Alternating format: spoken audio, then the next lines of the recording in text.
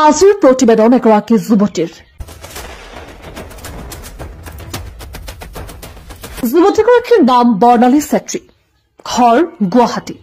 আজিকালি দেখাবোৰ ছোৱালী নহয় বুৱাৰী বৰ্ণালীৰ কৰ্মসূত্ৰে আহি পালে লখিমপুৰ জিলাৰ বান্দৰদেৱাত কাম কৰি থকাৰ সময়তে সম্পৰ্কত আহিল এজন মুছলমান যুৱকজনৰ নাম সাইফুল ইছলাম লালুক বিশ্ৰামপুৰৰ নিবাসী আৰু তেতিয়াৰ পৰা আৰম্ভ হল দুয়োৰে মাজত প্ৰেম কাহিনী এই প্ৰেম কাহিনীটোৰ আচল ৰহস্য অলপ বেলেগ ধৰণৰ সবিস্তাৰে জানিবৰ বাবে চাওঁ আহক আমাৰ আজিৰ এই প্ৰতিবেদন লখিমপুৰৰ পৰা নাজিমুল ইছলামৰ ৰিপৰ্ট NS24 ডিজিটেল নাম বৰ্ণালী চেত্ৰী ঘৰ মোৰ গুৱাহাটী মই এতিয়া হাৰমতি মানে মই আজি 4 বছৰ আগতে মই মানে দোকান এখন কাম কৰি আছিলোঁ এই PTC হয় PTCত কাম কৰি থাকোঁতে এই যোনজন মানুহজনৰ লগত মোৰ সম্পৰ্ক সেই মানুহজন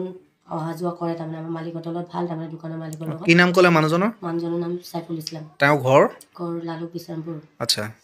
তাৰপিছতে মানুহজনে আহি লৈ কিনে কথা চথা পাতি থাকে আৰু তাৰপিছত আকৌ মোক ক'লে মোক ভাল পোৱা প্ৰস্তাৱ দিলে মই তাক একচেপ্ট কৰা নাছিলোঁ তাৰপিছত থাকি মই মানে এনেও মানে মুছলিম মানুহৰ পৰা অকণ দূৰত থাকোঁতো মই তাক ইমান এটা বিশ্বাস কৰা নাছিলোঁ তাৰপিছতে সি মোক কি কৰিলে এনেকৈ ডেইলি সি আহি কিনে দোকান ৰখি থাকে মালিকে মোক গালি চালি দিয়ে বাৰু তাক কেলে ইয়াত ৰাখ বুলি মোক গালি দিয়ে আৰু তাৰপিছত এইখিনি এনেকৈ থাকি এনেকৈ দুদিনমান তালত কাজিয়া হ'ল তাৰপিছত মোক কৈছে তই মোক ভাল পোৱাৰ কাৰণে এনেকুৱা কৰিছ নহয় তই প্ৰস্তাৱি বুলিছে তাৰপিছত হয় 6 মাহ দিনমান মই তাক ক'লোঁ 6 মাহ দিনমান ৰ বুলি তাৰপিছতে ৰখিলোঁ পিছত জানিবা সি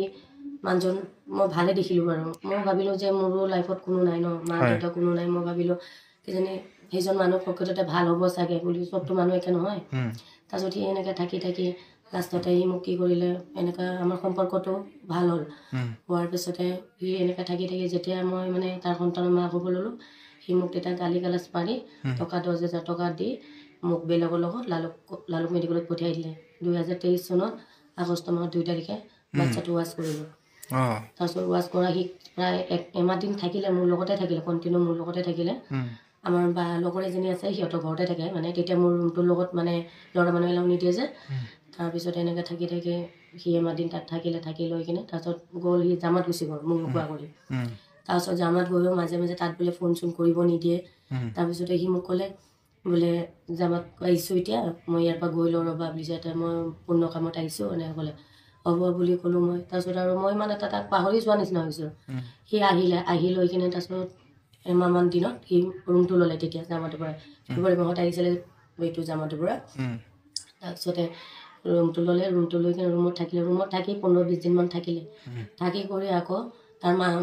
যেতিয়া মোৰ মানে বাচ্চাটো পেলাই দিলোঁ তেতিয়া তাৰ মাইকী মানুহ আছে বুলি মই গম পালোঁ সি যে এটা বিয়া পতা মানুহ মোক বিয়া পতা মানুহ বুলি নাজানিছিলোঁ আগত আপুনি গম নাপায় নাজানো তাৰপিছতে তেতিয়া সি মোক ক'লে তাৰপিছত মানে মাইকী মানুহজনী মোক ফোন মাৰি থাকে ডেইলি তেতিয়াও মানে সিহঁতৰ মানে সম্পৰ্কটো ভালে থাকক বুলি মই মানে একো নকওঁ আৰু তাৰপিছতে থাকি মানুহৰ বৰদাছত কিমান এটা থাকে ন সি মোক সদায় মিছা কথা কয় তাৰপিছত আকৌ তাৰ মাইকীটো ভাল বুলিও কয় যদি মোৰ ওচৰত বাৰ সি কেলে আহে বাৰু ইয়াতে আহি মোৰ বদনামটো তাত ক'ব তাত আহি ইয়াতে মোক বদনাম কৰিব তাৰ মানুহজনৰ ভাল নহয় বুলি ক'ব এটা এনেকৈ থাকি জামাতৰ পৰা অহাৰ পিছতে মই গম পালোঁ আৰু তাৰ মাইকী মানুহটোক এতিয়া মই এৰিব নোৱাৰা হৈ গ'লোঁ তাৰপিছত থাকিলোঁ এনেকৈ লগতে তাৰপিছত ৰুমটো লৈ 15-20 দিনমান থাকিল